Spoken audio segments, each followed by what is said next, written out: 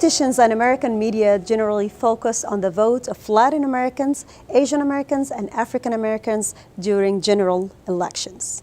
The influence of the role of Arab Americans in U.S. presidential election is often not a part of the discussion. Though there is a debate about the exact numbers of the Arab American population is clearly on the rise and should be considered during and outside the election season. To talk about this matter and more, we are joined in the studio by Nabil Mikhail, a professor of political science at George Washington University, and Eric Ham, author of the GOP Civil War, Inside the Battle for the Soul of the Republican Party.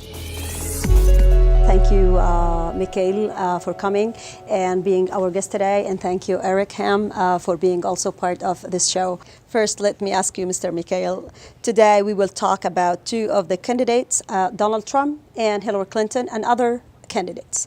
What influence do you think that the new president, whether a Democrat or Republican, have on the political or social, economic situation in the Middle East? I would say that he or she, because also Hillary can be president, will be acting toward an area that is witnessing a great deal of change. And also coinciding with this is the fact that the United States' influence is diminishing. This is something that we have to acknowledge. So he has to basically redefine America's interest in the area and work with a new generation of Arab technocrats, Arab leaders who can help their nations progress and not to be hostile to America, but seek common grounds with America in many areas. Thank you very much. Well, Eric, common ground, and also at the same time, Mr. Mikhail talking about diminish of the American power. Is America collapsing? Absolutely not. We're not collapsing, but we do have a very large weak spot, and that is our inability to confront and address fragile states. And you look at places like Libya, Yemen, and Afghanistan, Iraq. These are some places where the United States has fallen far behind in terms of addressing the fragility of these places. And of course, with President Barack Obama, his engagement, his relationships just haven't been as strong as they can be in the region. So whoever the next president is, whether it's a Democrat or Republican, what we're going to need to see is more engagement from the next president in terms of relationship building with Middle East countries and leaders. So what kind of tools that we need to engage more in foreign policy in the Middle East? Actually, what we need... Because we did the war in Iraq and we destroyed the whole country. This is true, and I think there's been an overemphasis on hard power solutions, and I think what we need now is what we've termed here in Washington particularly are smart power tools, where we actually take our hard power and soft power tools and we combine them and use them more effectively. So we're not just talking about a military approach, but we're talking about more engagement diplomatically, financially, economically on the ground. What do you think? Do we need to be economically engaged?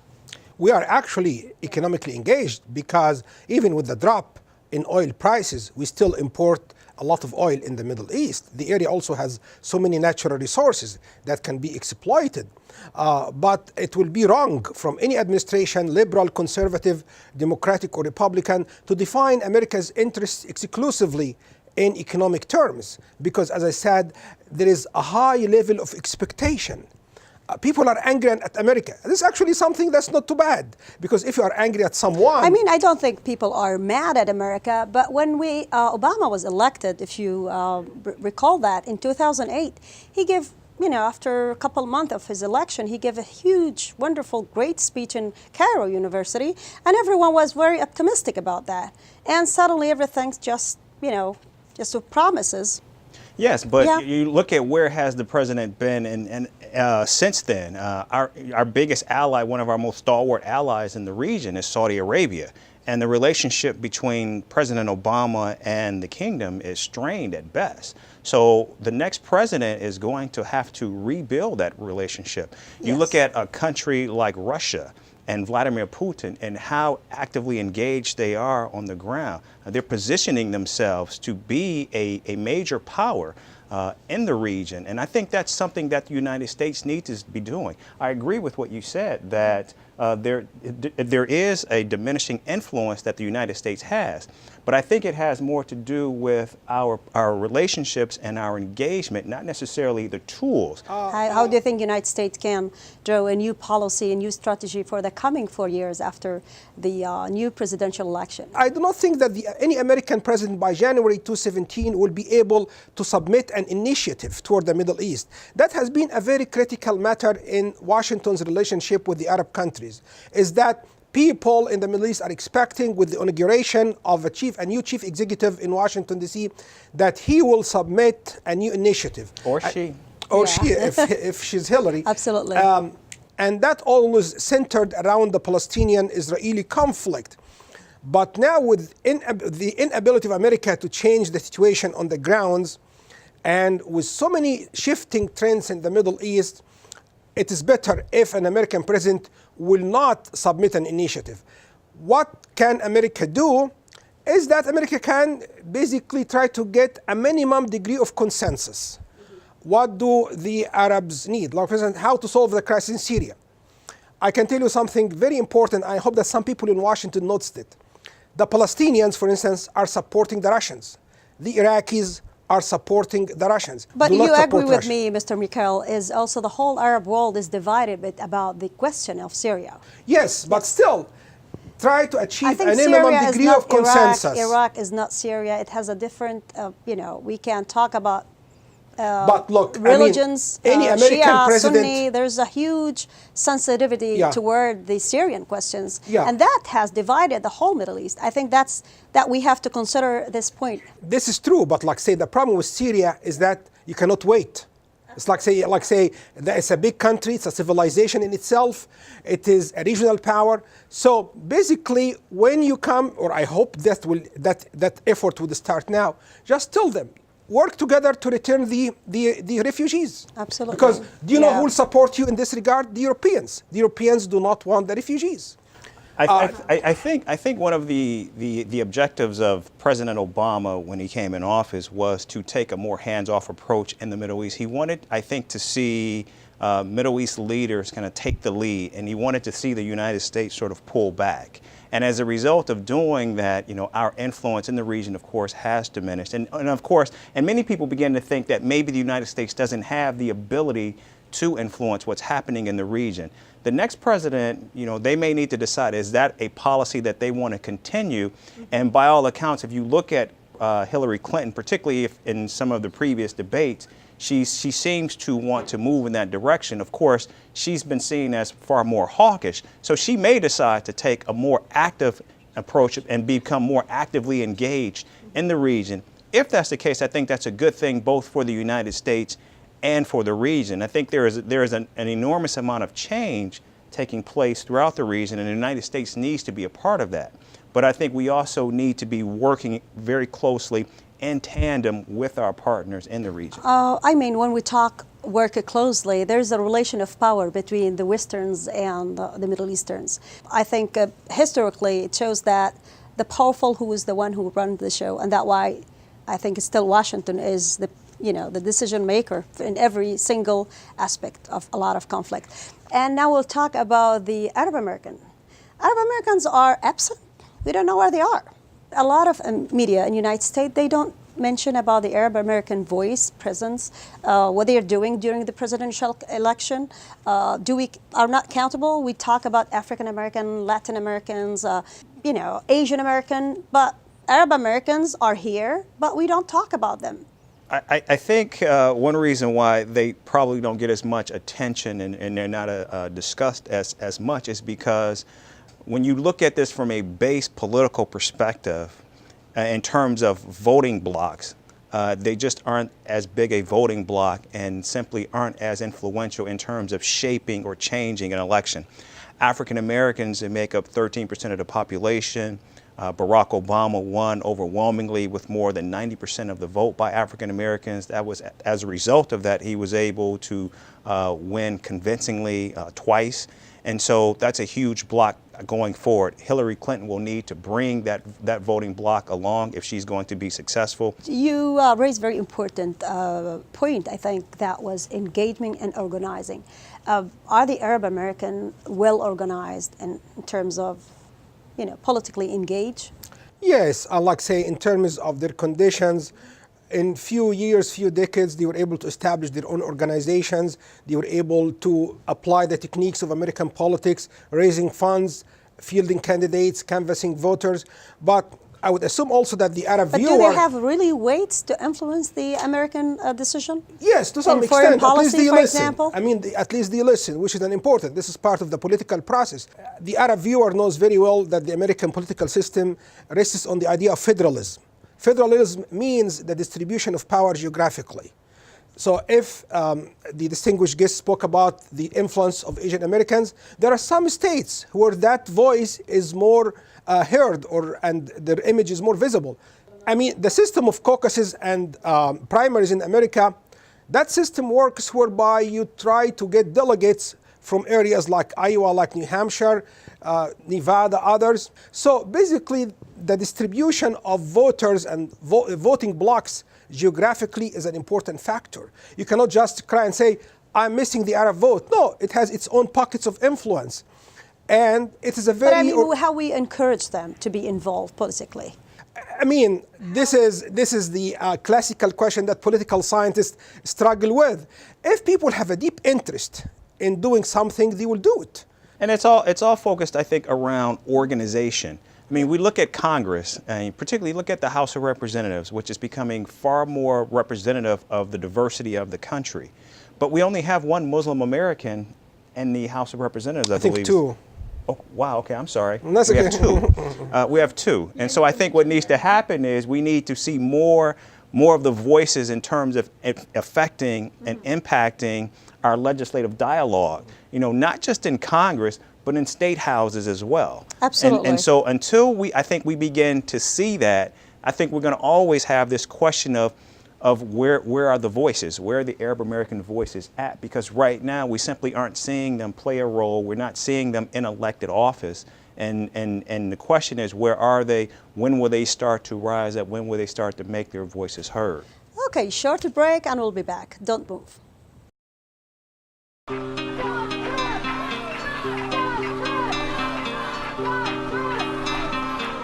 In the beginning it was entertaining, now it's just getting sick. I feel like he is like an educated person, which is ridiculous. He just tries to get a rise out of people a lot. And he is problematic in general. Like, I feel like he is Islamophobe. He's not just pretending, but he really is. And he just keeps saying this stuff even though he knows it's wrong. For too long, our government has been targeting Muslims, whether it's through drone strikes, the war on terror, keeping people in Guantanamo. And for too long, our government hasn't been letting in enough refugees or immigrants. So that's why we're here today, to stand in solidarity with all the people who have been victimized by Donald Trump's hate. I take issue with a lot of the way that Donald Trump presents himself to the mainstream American media. I think he's really good at saying really loud things that shouldn't be heard, and I think that he's really, really offensive in a lot of different ways and to so many different people that it just turns into fear-mongering instead of actual political discourse. He's trying to create all these walls, literal and metaphorical, telling people that they should be wearing badges, ID badges, trying to highlight these things that he's trying to demonize, like being a Muslim, being Mexican, being a woman. Like, these are not badges that should be worn in shame or in fear. For example, the slogan, too, Make America Great Again. At what point was, what's he looking to make America great for? To the period of segregation, period of slavery, period before women could vote, and we've only made progress. It scares us to think that the next Hitler is going to come in and wants to push out all the Muslims, and it's just ridiculous. I've been a victim myself of hate crimes, and we've responded with just a big old smile. We're going to keep raising awareness that us Muslims, we are the faces of Islam. We're peaceful people, we are civilized people, and we're here, we're home.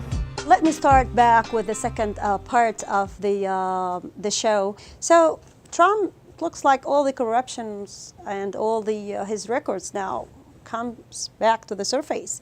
And we're talking about, you know, his donation and all, you know, the bankruptcy that he had. Is that something like we have to worry about him to continue his campaign to be elected? You know, and let's talk about this issue of what a Republican is, what a conservative is in this country, and if Donald Trump actually fits that mold. And right now, Republicans, particularly establishment Republicans, actually aren't convinced that Donald Trump does fit that mold. I mean, he's kind of been all over the place throughout his career. He's given enormous amounts of money to both sides of the aisle. And right now, many in the establishment actually don't know where he stands. Some actually think that he'll be good for Washington because Washington is so broken that they think that he can come in so many ways. What do you think? Financially, we are broken. We have a big debt for sure, and we have to pay it off. We have to pay. I think we have to pay back our debt to China. Yeah, but broken in terms of our ability to work across the aisle. And many think that Donald Trump, because he's seen as the art of the deal, will be able to do that. But when you look at particularly evangelical voters who overwhelmingly support the Republican Party, Donald Trump is not, I think, what you would consider to be a typical evangelical or Christian. Yes, okay. Let me maybe, you pushed me to think about one of his statements when he said he will not allow any Muslims to come to the United States. That's very, very, very shocking was for a lot of social networks that, the Arab world were not happy with that. Actually, when I wrote my book and came out in 2013, it actually focused on this idea of this civil war, this battle going on within the Republican Party, the GOP, the Grand Old Party. And so what you have is you have the far right of the party, which some people may call the Tea Party conservatives, and then you have the establishment or your more moderate wing of the party. And people who represent the more moderate wing of the party would be people like a Jeb Bush or a Governor John Kasich of Ohio. Yes. People who represent the far right, people like Ted Cruz, people like Ben Carson. These are people who are seen on the far right. And the far right, even if you look at what's taking place in Congress, the far right has been less willing to compromise, to make deals. And so many people on the far right, particularly not just in the Congress, but many people in the states, they want to see a more pure conversation. They want to see a more pure GOP where there's less compromise and there's more ideologically driven policies. And Donald Trump, in terms of his rhetoric, in terms of what he's saying about the Muslim population, about what he's saying about the Latino population in terms of building this wall, many people on the far right, that's red meat for them. That's something that they can take their hands a hold of. This is very controversial with the American values. Sure, it is. It is. Is that, to me, like a sign if he will be elected, maybe to you, Mikael? Look, again, in the Arab world, we have to understand America's political culture. There is a big difference between campaigning and governing in America. Yes. Every president failed on this. Basically, he will do something different than what he campaigned for.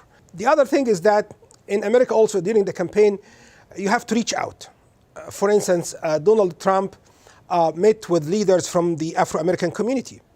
As you can tell, just yesterday, Bernie Sanders met with Reverend Al Sharpton, who is a big leader in the Afro-American community, despite the fact that the majority of black votes goes so far to Hillary. So you have to reach out. So the question for Hillary and also for Donald Trump is how to reach out and in what way. I think Donald Trump, as a businessman, will be quick to do it. He's trying to get something executed. He's trying to get something accomplished. Also, like say, he never built his career to be a politician. I mean, the opening for him to run for president was something that he decided upon perhaps within few months before he entered the race. But Hillary, since she was in Chicago, has always been dreaming to become president. I mean, it's very, very odd that a first lady would become president, and frankly, this could agitate against her, the same way people dislike that Jeb Bush could be a part of a political dynasty. So I am not going to speculate too much. It is up for them. How are you going to reach out to me? I work in Washington, I teach at a university, I do TV interviews, I'm a consultant, I'm hopefully, like you, I'll be an author. How can you help me? If you can provide me with an answer, I will be satisfied. If not, I will reject you, Donald Trump. I will reject you, Hillary Clinton. Let me just go back to something that you just said, and I want to push back on you. You talked about campaigning and governing. Yeah. And you mentioned that most of our presidents have failed at this, and I disagree with that, because I believe that Barack Obama, actually what he campaigned on, I think he's accomplished so much of actually what he has campaigned on, and his so. Promises, you but mean? now there is a huge difference, sure, between campaigning and governing. Of course, when you campaign, there are things that you offer, there are things that you run on, and of course there are some limitations that you may run up against when you have to actually govern. You know, different parties and trying to cut deals and things like that. But the issue of actually failing at it is not that our presidents don't actually try. I think President Bush, George W. Bush, regardless of what we may think of his presidency, I think he pushed through a lot of what he wanted to do in his presidency as well. So I do want to just caution in terms of what we say and what we think about the ability to actually govern and what we can and what we cannot be able to get through. Well, at the end of the show, I would like to thank you very much. And my last word would be to the Arab world. I hope that the Arab leader will not wait until to know who is the president of the United States to decide if they want to have peace with their neighbors or not, or if they would like to end the war in Syria and have stability in Iraq, and also take care of the refugees that, as we said, their numbers, overnumbers, millions and millions. At the end of the show, I am Abir Pilon Kayed from Washington, D.C. Thank you very much, and see you. Sure. Thank you. Very much. Thank you. Thank you. Thank you. Nice talking to you.